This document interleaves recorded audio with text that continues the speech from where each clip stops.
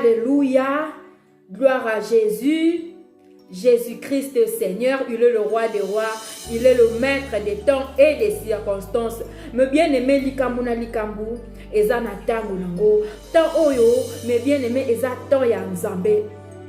Yo mutoza connecté nanga na moment oyo tika Nzamba pambola yo. Nous sommes dans la présence de Dieu. Bien-aimé moko ta poussa na kana présence ya Nzambe, pe vi na ye etikala lolenge moko. Amen. Ndenge ngana yo na moment oto pousse na présence en Nzambe ba vi na biso ko tika la ndenge moko te tika ndengo za connecté na ngana moment oyo tika ndengo pousse ni na présence en Nzambe tika te vi na yo za la changer bien mais après programme oyo changement zo kota na kata bomo ina yo au nom de Jésus. Après moment où il y a prière, délivrance et zokota na kata libota na yo au nom de Jésus. Tika bato ba mona ki yo lobi o eleki. Tangu ba komona yo lobi o ekoya, ba remarquer vie na yo za changer. Ba mona différence na kata bomo ina yo. Ba mona ndenge nini Nzambe aye ko restaurer bomo ina yo au nom de Jésus. Parce que Nzambo tozo bondela. Aza na nguya, aza capable na nyonso, aza Jéhovah juré, aza Jéhovah Rapha, El Shaddai, le prince de paix. Nyonso otozo luka bien aimé, tokozo yango kaka na présence en Nzambe. Tika ndengo za connecté nanga, soki santé za ki ko déranger yo, soki za na maladie moko, o ba minganga baloba ki pona yo, maladie wana eza incurable. Kaka ndengo za connecté nanga na moment oyo, ndengo pousser na présence en Nzambe, enguya na Nzambe, oya za Jéhovah Rapha, e ba na kolongola maladie wana na kata nzoto na yo, pebe guérison miracle, e kota na vie na yo au nom puissant de Jésus. Tika place aux alliés, ceux qui sont dans ma cambo, ils ont zangi sa vie na yo kimia. Oh, le prince de paix appelle sa kimia na kata motema na yo parce que yo poussa ni na présence en Nzambe. Okozonga telo lengo yaki au nom puissant de Jésus-Christ de Nazareth. Me bien aimé Nzamba pambola yo. Yo mto bandaki nanga ensemble na programme oyo. Nzamba pesa toujours makasi. Ya ko continuer ko poussa na présence en Nzambe. Et ce que ça pour la première fois. Nzamba pambola ye. Nzamba pambola yo me bien aimé. Pe ko bossa na te o s'abonner na chaîne na biso affranchi par Christ. Partager pe vidéo me bien aimé et ko zanga te Nzamba ko zanga te ko pambola yo pe e ko permettre bande ko mususu baya ko rejoindre biso na kata programme autoza na yango. Il y a 16 mois de prière pour ne plus voir ce genre de personnes. Programme ozo me ma délivrance na ba vie na biso. Programme ozo me ma restauration. Programme ozo libérer ba vie na biso pe ma bota na biso et sika nyonso bakanga ki biso. Ata moto a condamné ki bomo ina yo azo apparaître. C'est comme si ça le plus fort. Yeba ke Yesu Masia. Ongana yo tozo belela na moment oyo azali kolona nyonso. E nguya moko te ekoki ko résister liboso nguya na Nzambe au nom de Jésus. Tika Nzamba pambola yo. Bien aimé na programme eleki liloba na Nzambe etalisaki biso ndenge nini Nzambe akendaki ko frapper mboka Égypte na ba grenouille. Ko banda na Pharaon na ba serviteur na ye mboka mobimba Nzamba frappaki bango na ba grenouille. Parce que Pharaon bandaki ko résister, ko libérer peuple Israël. Et ça makambo Nzamba zo sala Nicolas muto alingi ko tika bomo ina yote. Muto aza ko résister, alingi te yo vivre liberté na Nzambe. Alelisi yo tangu mulai, anyo ko libomo ina yo. Akoti si fino na kati stabilité. Lelo seki lobi oleli. Mutu wana azo kuta na Nzambe. Loboko na Nzambe zo kende ko frapper bango. Ate sika nini bango bazali. Bako kima loboko na Nzambe te. Nguya na Nzambe zo kende ko frapper bango e kozangisa bango kimia pe bako libérer bomo ina yo. Bien aimé tangu ba grenouille bakota ki na mboka Égypte. Pharaon a changé ki maloba. Ye mutabanda ki ko boya ko libérer peuple Israël. Ye moka changé maloba. A ebisi Moïse. Alobi Moïse yebisa Nzambe a éloigné ba grenouille na ndaku nanga penga na ko libérer bino. Oh, muto bandaki ko boya ko libérer peuple Israël. Ye moka changer maloba. Bien même muto akanga bomo ina yo. Tango loboko na Nzambe ezo kende ko beta ye azo changer maloba. Muto aloba ki na yo okobimate na prison. Ye moka zo banda ko libérer bomo ina yo. Bien même décision nyonso ya mabe. O ezo maki likola bomo ina yo. Lelo ezo changer. parce que décision ya Pharaon échangeaki tango nzamba frappaki bango na ba grenouille. Lokola pe nzamba zo frapper banguna na yo bazo banda ko changer décision o bazwaki ya mabe likola bomoi na yo. Bien ko bange lokote ata basi basignaki lettre ya divorce pour na libala na yo yeba ke lelo décision na ezo changer au nom de Jésus. Ata basi ba revokaki yo na musala ko banga te yeba ke décision na ezo changer parce que nzambe na lo la telemi pour na ko frapper mutu nyonso azwa na sima ya malheur ezo koma na kata bomoi na yo. Bien-aimé, et souki bombote, non seulement décision ya Pharaon est pour changer, mais lelo pouvoir ezo zonga na maboko na yo. Muto bandaki ko décider likola bomoi na yo, lelo nzamba zo pesa yo pouvoir. Yo muto zo banda ko décider likolo na bango au nom de Jésus. Nous allons lire la parole de Dieu, mes bien-aimés. Dans un livre Exode chapitre 8, nous sommes dans le 7e verset, dans le 9e verset, nous lisons la parole de Dieu. Les grenouilles s'éloigneront de toi et de ta maison, de tes serviteurs et de ton peuple. Il n'en restera que dans le fleuve. Moïse et Aaron sortirent de chez Pharaon, et Moïse cria à l'Éternel au sujet des grenouilles dont il avait frappé Pharaon.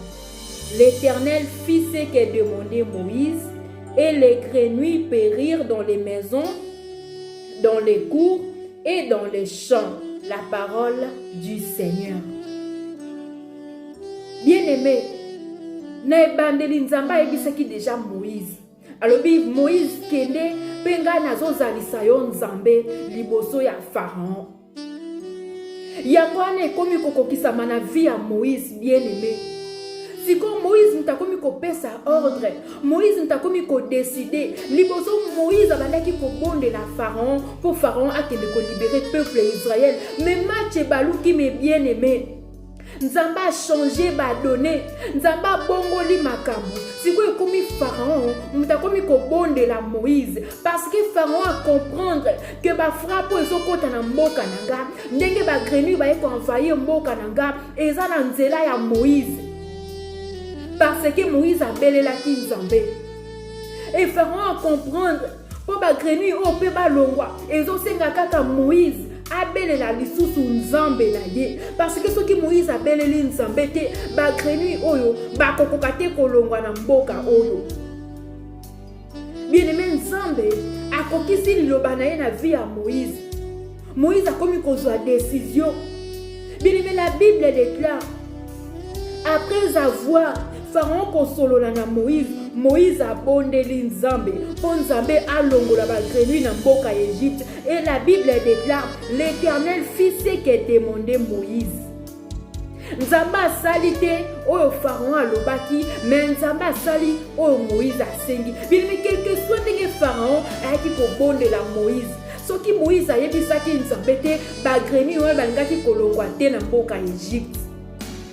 Parce que Nzambe azate pona koyoka maloba ya Pharaon, mais Nzambe azate pona koyoka maloba ya Moïse. Tike sala manakata bomo ina yo au nom de Jésus.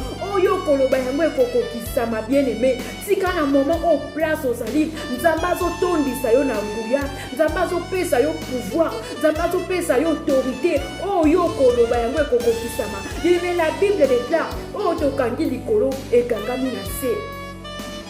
Nyonso tokobondela na kombo na Yesu Masia yango ekokokisama. Bien-aimé, komi temps o Nzamba bandi kobongola makambo.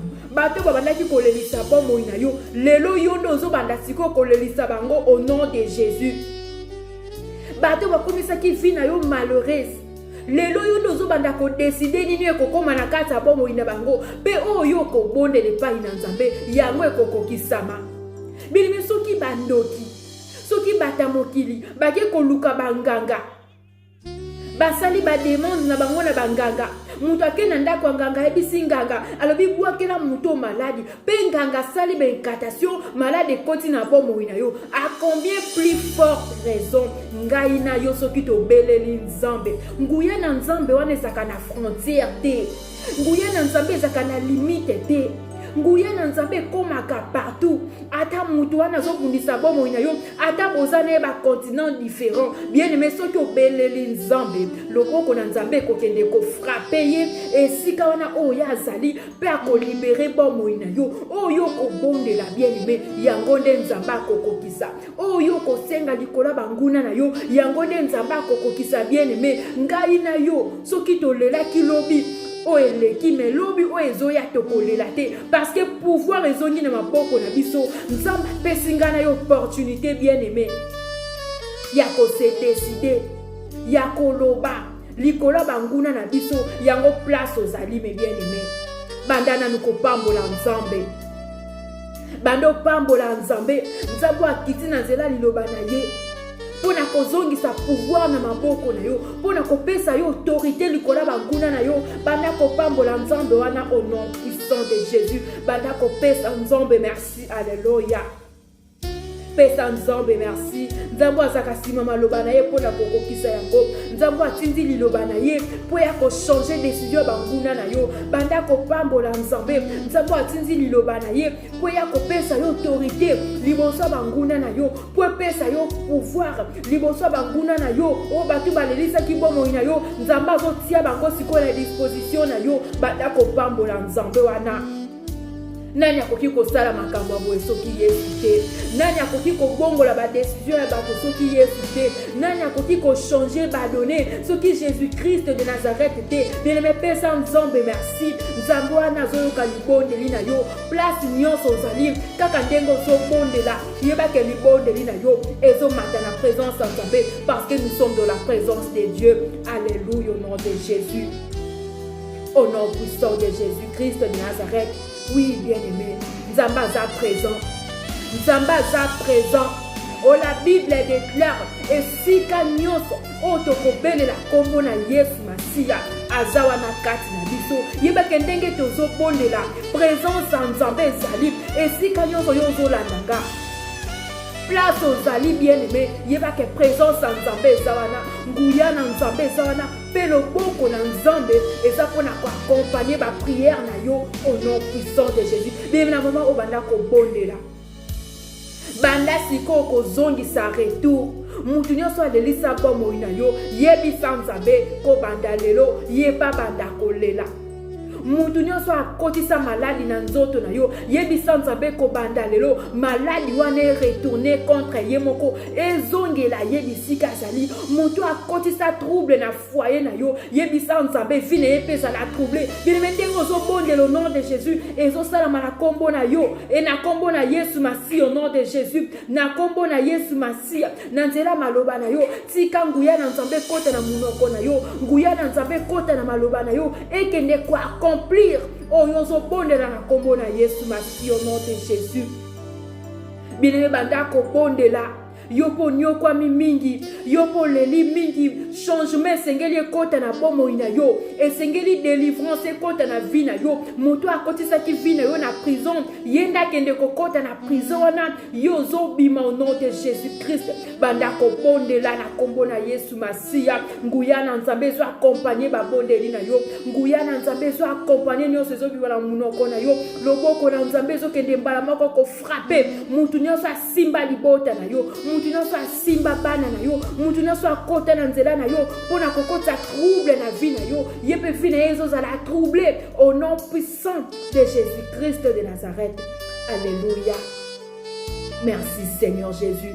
Merci Seigneur Jésus-Christ de Nazareth parce que aux décision il y a qu'on libérer peuple na yo pe ya ko frapper bangune na biso ya ngoto pesi merci au nom puissant de Jésus-Christ de Nazareth.